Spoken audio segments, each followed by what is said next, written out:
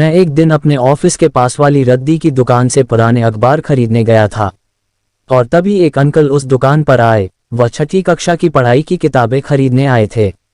दुकानदार ने उनसे तरह तरह के सवाल पूछे, जैसे कि कौन से सब्जेक्ट की बुक चाहिए, हिंदी मीडियम या इंग्लिश मीडियम। लेकिन अंकल को कुछ समझ नहीं आ रहा था, इसलिए मैंने उनकी मदद की। तब अंकल ने मुझे बताया कि ये किताबें उनके बेटे या बेटी के लिए नहीं थीं। एक महिला है जो उनके ऑफिस में सफाई का काम करती है, यह उसकी बेटी के लिए हैं जो छठी कक्षा में पढ़ती है।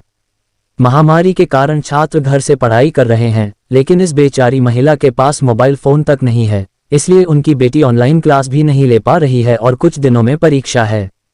और इतना ही नहीं, उसके पास किताबें भी नहीं हैं।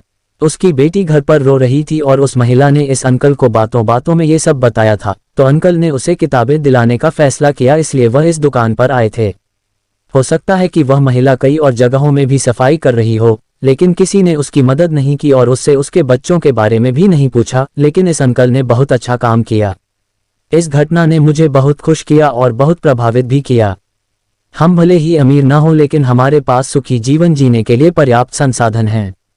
यदि आप इस कहानी को किसी के साथ शेयर नहीं करते हैं तो भी ठीक है, लेकिन यदि आप सक्षम हैं और यदि आपको इस प्रकार के लोग मिलते हैं तो कृपया आपसे जितना हो सके उनकी मदद करें।